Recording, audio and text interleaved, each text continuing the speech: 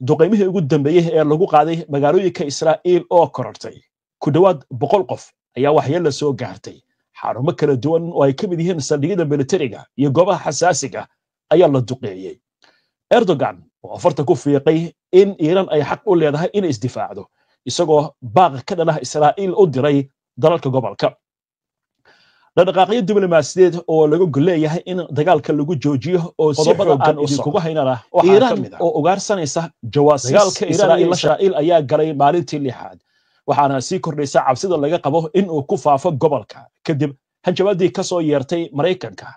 iyadoo hoggaanka Iran si adag uga falceliyay cagajuglintaasi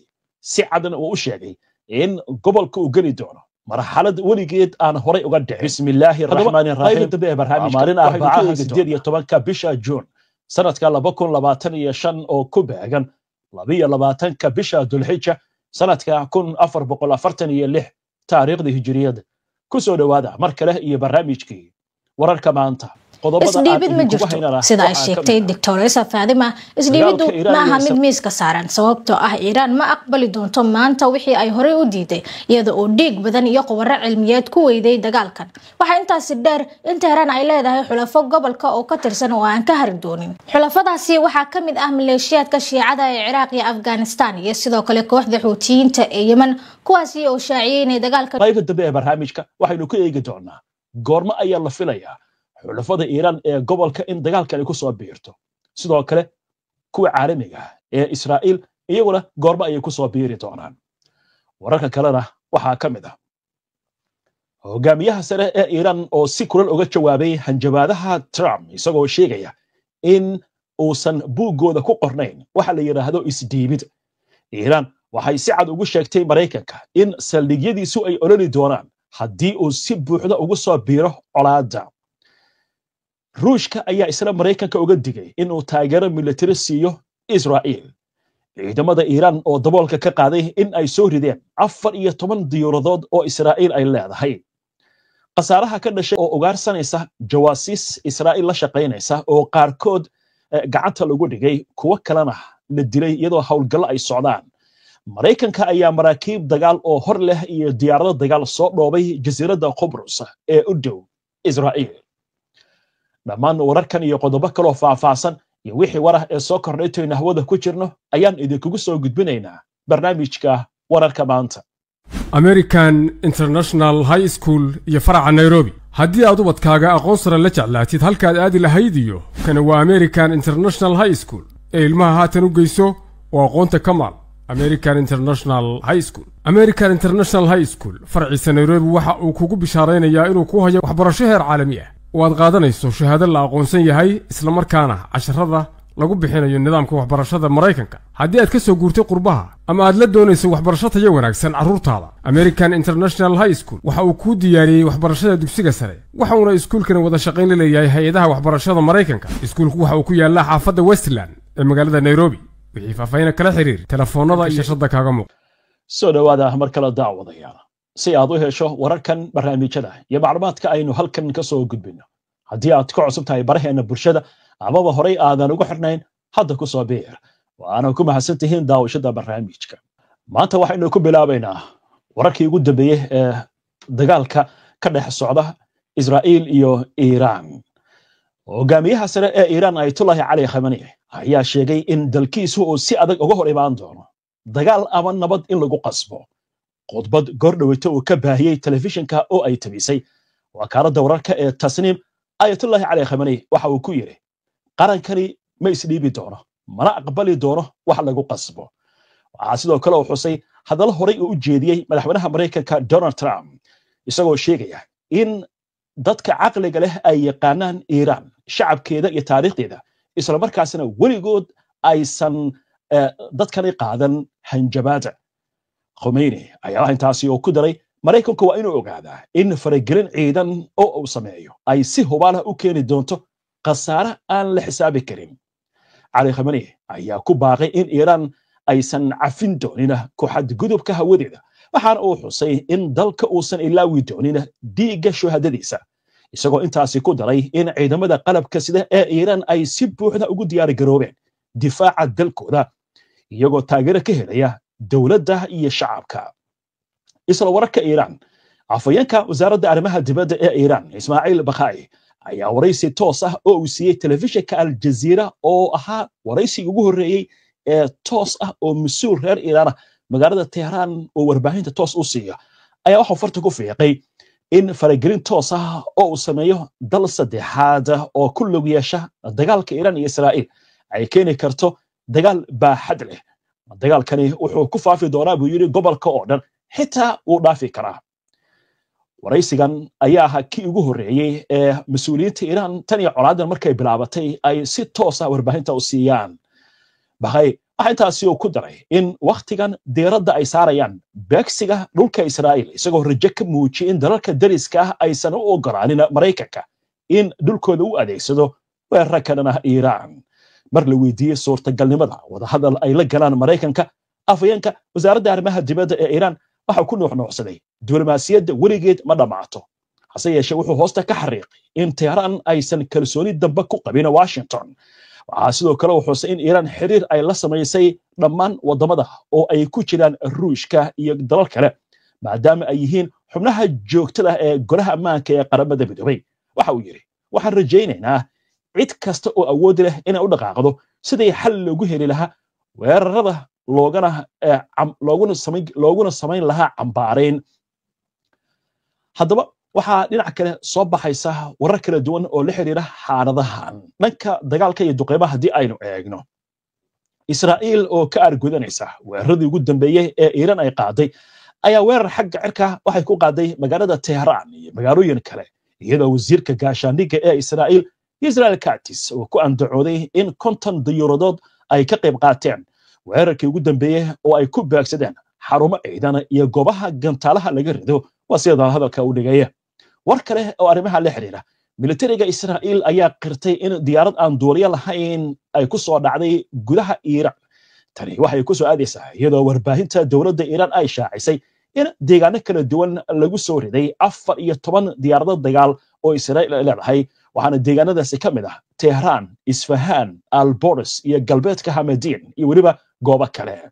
dhinaca kale hay'adda sirdoonka Iiraan ayaa waxay qabatay 127 kiilo oo walxaha qarxa ah waxaana lagu qabtay xaafadda Nawab ee magaalada Tehran sida ay tibisay wakaaladda wararka ISNA ee laga leeyahay Iiraan laamaha ammaanka Iiraan ayaa sidoo kale waxay sheegeen inay qabteen dhowr qof oo u shaqaynayay sirdoonka Israa'iil kuwaasi oo qaarkood dagaal toos ah oo dhex maray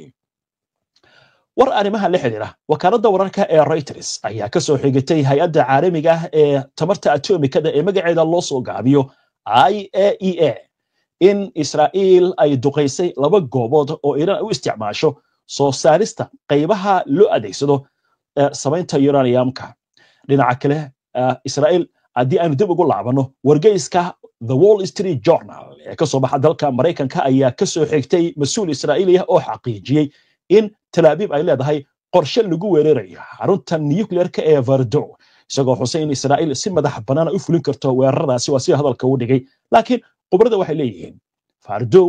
dhulka hoostiisa waxay u qodan tahay ilaa iyo 80-90 mitir hubkaasna ma haysato Israa'iil haddii Mareykanka uusan ka caawin xaruntan ayaa waxay u qaabilsan tahay Iiraan kobcinta uraniumka waana goobta labaad ee ugu weyn xarumaha nuclearka ee Iiraan waxaana ay soo saartaa uranium si aad ah loo kobciyay heer u dhow xaddiga loo baahan yahay in loo isticmaali karo ujeedooyin military xaruntan waxay caqabad weyn ku tahay bartilmaameedka Israa'iil bacdamaha ay tahay meel aad ammaankeeda loo xoojiyay isla markaasna ku dhex taal buuraha gobolka Fordo taasi oo ka dhigaysa mid aan lagu burburin karin weerar xagga cirka oo caadiya hay'adda caalamiga ah ee IAEA ayaa ku sheegtay baraha bulshada in 2 xarumood oo Iiraan ku yaala lagu sameynayo bacriminta lala beegsaday weeraro xarunta Tehran hal dhisme ayaa la beegsaday halkaasi oo laga soo saari jiray tijaabooyinka matoorada horumarsan ee bacriminta loo adeegsado halka warshada Karaj la burburiyay qaybo dhismayaal kamid ah iyadoo la sheegayo in waxyeeladaasi aysan ahayn mid aad u khatar ah war hadda soo dhacay agaasimaha hay'adda IAEA Rafael Grossi ayaa carabka ku adkeeyay inaysan jirin cadeymo muujinaya in Iiraan ay samaysanayso hub nuclear ah wahagaad daawadayaal waxaan u gudbi doonaa mar dhow wararkii ugu dambeeyey imika soo baxaya ee xaaladan la xiriira ruushka oo si adag indhaha ugu shitay Mareykanka Erdogan oo taageeray Iran isla markaasna sheegay xaq inuu leeyahay in isdifaacdo Mareykanka oo lagu soo waramayo in hub hor leh gaar ahaan diyaaradaha dagaalka iyo weli maraakiib uu keenayo gobolka intaan u gudbin qodobadaas iyo kuwa kale aynu eegno jawiga cimilada qaar ka mid ah magaalooyinka Soomaalida Muqdisho heerkulka cimiladu waa 29 darajo daruuro ayaa cirka ka muuqda 28 kilomitir ayay dabayshu xawaariheeda u maraya jigjiga heerkulka cimiladu waa 23 darajo jawigu qayb ahaan waa qorax xawaaraha dabayshu waa 23 kilomitir hargeysa jawiga cimiladu waa 28 darajo jawi ahaanna waa qorax daran xawaaraha dabayshu waa 36 kilomitir saacadii Djibouti heerkulka cimiladu waa 40 darajo jawigu waa qorax aad u daran xawaaraha dabayshuna waa 16 kilomitir saacadii Gaarisa heerkulka cimiladu waa 30 darajo jawigu waa qorax iyo daruuro xawaaraha dabayshuna waa 34 kilomitir saacadii Baydhabo heerkulka cimiladu waa 27 darajo jawigu waa daruuro xawaaraha dabayshuna waa 24 kilomitir saacadii Boosaaso heerkulka cimiladu waa 39 darajo jawigu waa qorax aad u daran xawaaraha dabayshuna waa 11 kilomitir saacadii waatahay intaan u gudbin qodobada kale aynu ku hakarno qadar xayeysiina المركز الفرقان waxaad ugu imaanaysaa barashada iyo xifdinta quraanka kariimka oo hab online ah aad ku dhiganaysid isla markaana ay diyaar kugu yihiin macallimiin ku xeel dheer xifdisiinta ilmaha ee quraanka kariimka waa adiga oo gurigaaga jooga ilmaha iyo adiguba ku barta quraanka kariimka habka casriga ah ee online-ka waa fursad qaali ah oo marle araga oo gurigaaga kugu timid fadlan ubadkaaga u door macallin wanaagsan oo takhasuskiisu yahay quraanka kariimka iyo barashada shariicada islaamka sidoo kale waxaad ka helaysaa barashada axaadiista tafsiirka luqadda carabiga iyo ducooyinka almarkas alfurqaan kala xiriir telefoonada shaashada kaaga muuqda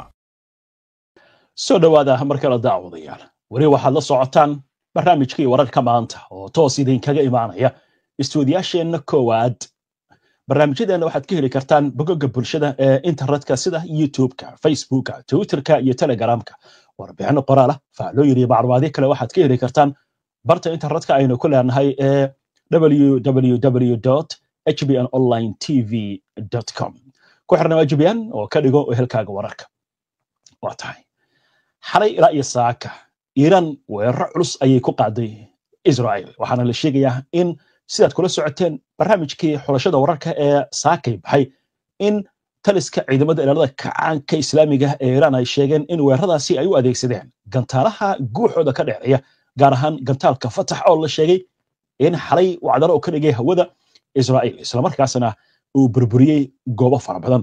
wasaaradda caafimaadka ee Israel war ay soo saartay waxa ay ku sheegtay in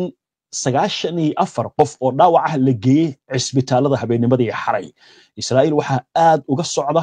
in warbaahinta afka la qabto waxaana la soo saaray fabreebka militariga waxaana la diiday in la duubo xarumaha la beegsaday gaar ahaan saldhigyada militariga xitaa warbaahinta waxa loo diidan yahay inay sheegto goobaha la beegsaday arintaasi oo la sheegay inay tahay xaalad dagaal iyo fabreeb dhanka militariga wasi hadalka loo dhigay wararka dhanka diblomaasiyadda aynu qoraansanay ruushka ayaa uga digay Mareykanka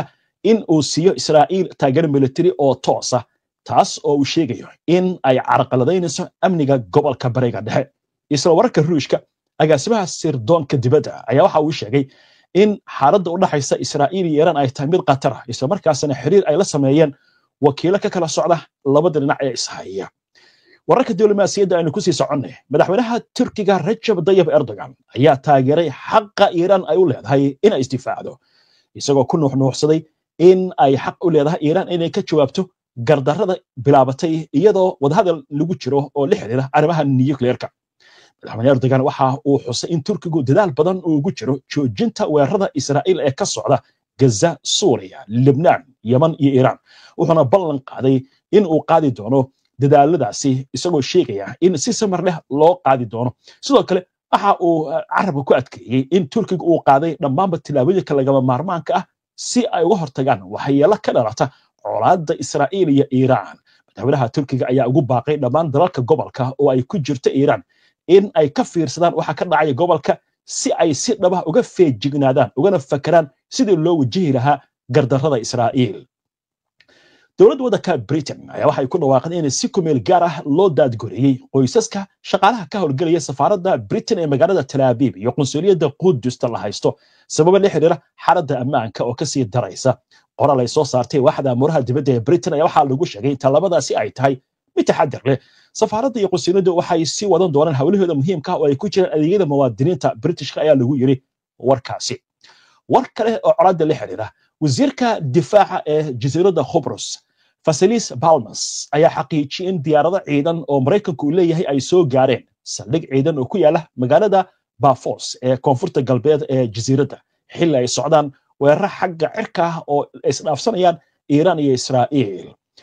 isagoo maanta la hadlayay warbaahinta dowladda Balmas waxa uu ka shaqeeyay in diyaaradaha Mareykanku aysan ahayn kuwa dagaal balse ay yihiin wasi hadalka u dhigaya diyaarada xamuul ah oo lagu talagalay in lagu raro ciidamo ama dad rayid ah haddii loo baahdo warbaahinta maxalliga ah ayaa sidoo kale ku warantay in mid ka mid ah diyaaradahaasi ay tahay nooca awoodda u leh in ay hawada sare diyaaradaha ku siiso shidaalka tirada diyaaradaha Mareykanka ku sugan gobolka gudaha jasiiradda Qobrus ayaan la sheegin Balmas waxa uu sheegay in walaac laga qabo xaaladdu inay ka sii muuqato arrimaha la yaab kale ayaa waxay noqdeen jasiiradda Qobrus oo 250 kilomitir u jirta Israa'iil ayaa waxa la sheegayaa dadku inay ka arkayaan halkaasi gantaalaha Iiraan ay ku duqeynayso Israa'iil arrintaasi oo la sheegay inay noqotay mid walaac ku abuurtay dadka ku dhaqan waddankaasi Qobrus waxaana la sheegayaa mas'uuliyiinta Qobrus inay sheegayaan in markaa ay isku dayayaan sidii dadka looga dhaadhicin lahaa inaysan jirin wax xaaladda sii xumayn kara war imika ka soo baxay dowladda waddanka Jarmalka ayaa waxaa lagu yiri Iiraan waqtigii wada xaajoodku ma ahan mid dhamaaday ama gabagaba ah waxaana la sheegay in markaa ay tahay in ay miiska wadahadalka soo fariisato waxaa xusin mudan Iiraan inay ku adkaysanayso in colaadda la joojiyo haddii loo baahan yahay miiska wadahadalka in la iskugu yimaado dhinaca kale waxaa soo baxaya warar xasaasi ah oo arrinta la xiriira waxaa leeyahay Israa'iil ma aysan filayba dagaalku intaas inuu gaari doono sababtu maxay tahay Iiraaniyiinta waxaa leeyahay waxay hadda ku guuleysteen dhowrkii maalmood oo la soo dhaafay dib u habeynta nidaamka difaaca cirka waatan ilaa iyo diyaaradaha afarta ah ee F-35 la soo riday diyaaradahan kale 14 diyaaradood hadda aynu sheegaynay lama sheegin waxay ka kooban yihiin laakiin goor dhaweeto warbaahinta Iiraan waxay soo bandhigtay diyaarad nooca drone-ka oo waliba aad u weyn in ay ku soo dhacday Isfahan halkaasi oo la sheegay in muuqaal laga soo duubay diyaaraddaasi waxa la leeyahay Israa'iil markan wax u haray ma jiraan oo aan ahayn dagaalka Mareykanka inuu soo galo haddii ay duqeynayso xarunta Fardo waxay u baahan tahay ayaa la leeyahay gantaalada ay ridaan diyaaradaha la yiraahdo B-52 oo in ka badan 100 mitir ilaa 200 mitir dhulka hoos geli kara oo si hadalka loo dhigay inkastoo la leeyahay maxay diyaaradahan wax uga tiri waayeen buurileedii Torapora ee waddanka Afghanistan halkaasi oo Afghanistan ay ku jirtay dagaalyahanadeeda Taliban in muddo marka waxa leeyahay arrinta ka walaaca Israa'iil ku haya waxa weeye waxa si dhamaanaya nidaamka difaaca gantaalada sida aan idinku soo gudbinay barnaamijyada ugu dambeeyay sidoo kale mas'uuliyiin Israa'iiliin ayaa ayaguna arrintaasi xaqiijinaya war hadda soo dhacay barnaamijka ku jirneen waxa uu sheegayaa in qaraxyo laga maqlay bariga magaalada Tehran ee caasimadda waddankaasi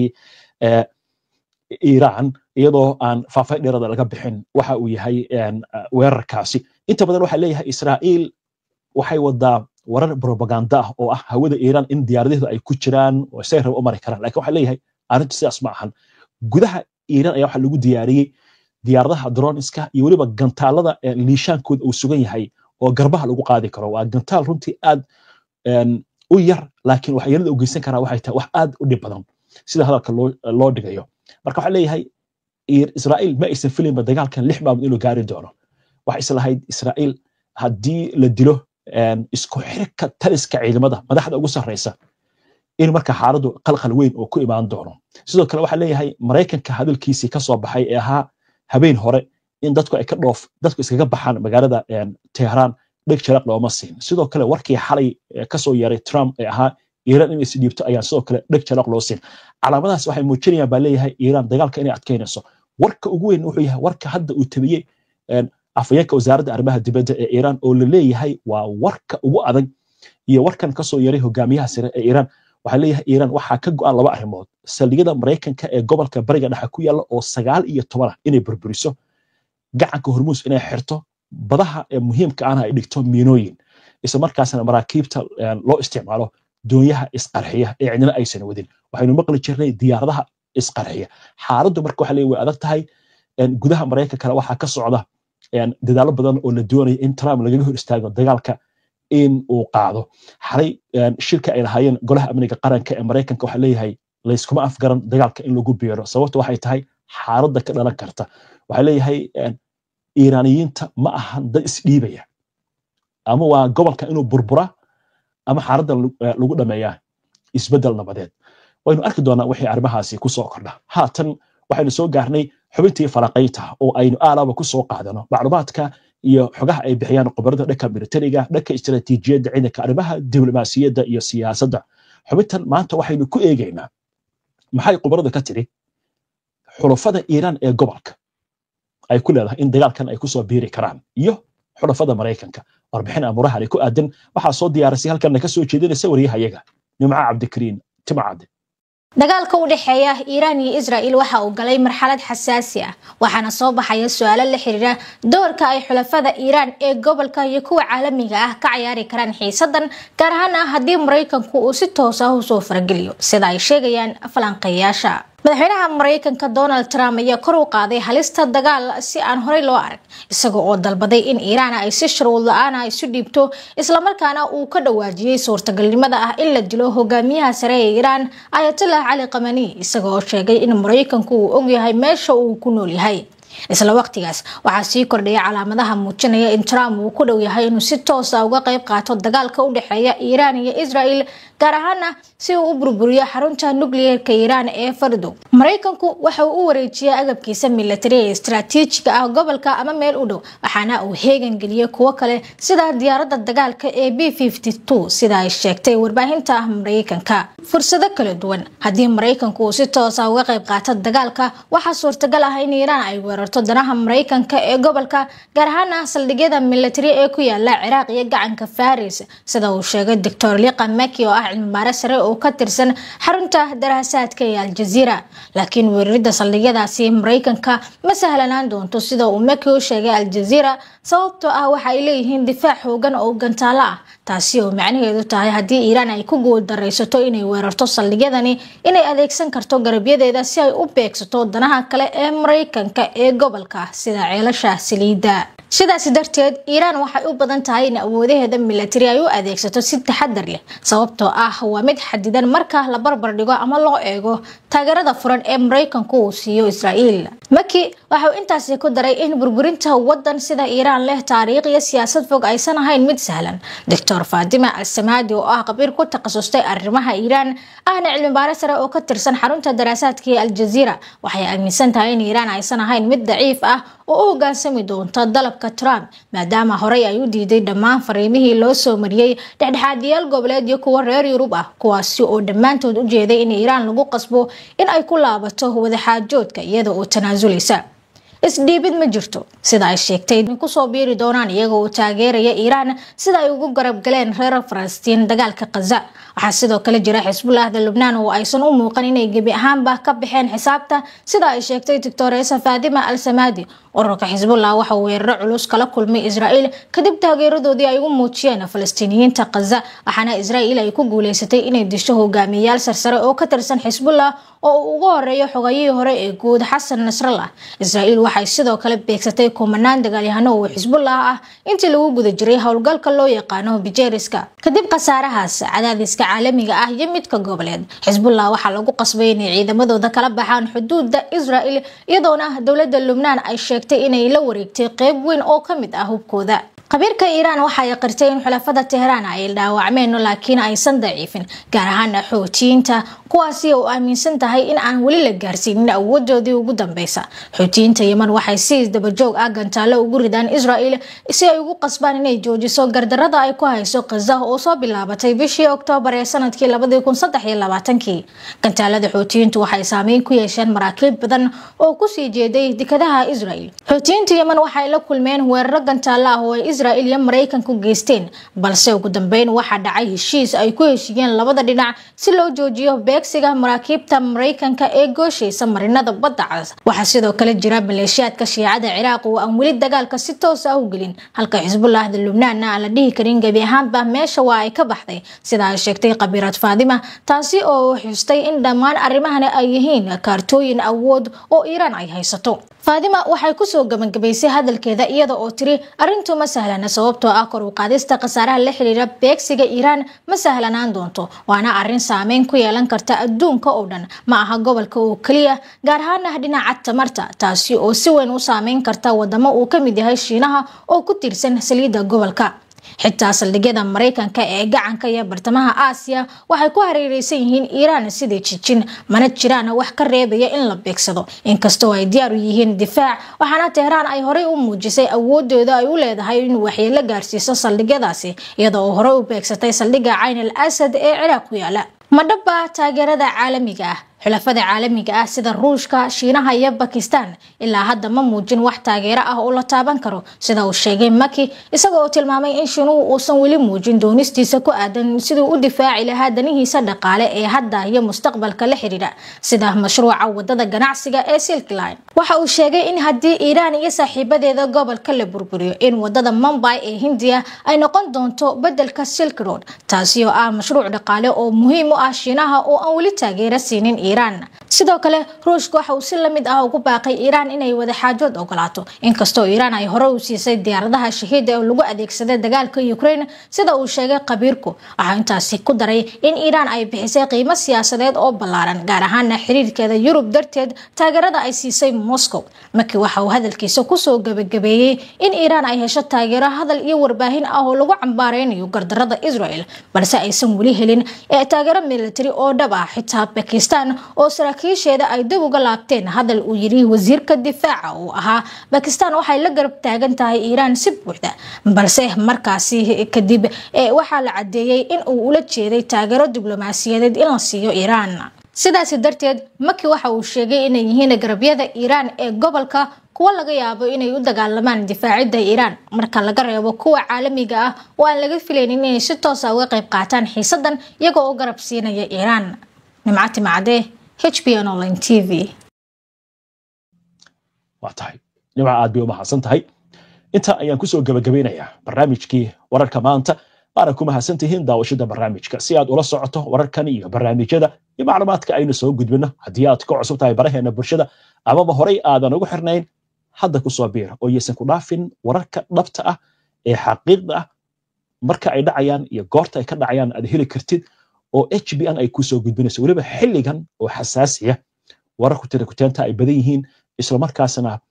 xaaladdu ay si adkaanayso. haddaba HBN waxaad ka helaysaan wararka sugan ee xaqiiqda ah oo waliba degdeg ah. aad baad ugu mahadsantihiin si aad ugu xirantihiin barnaamijyada. aynu barnaamijka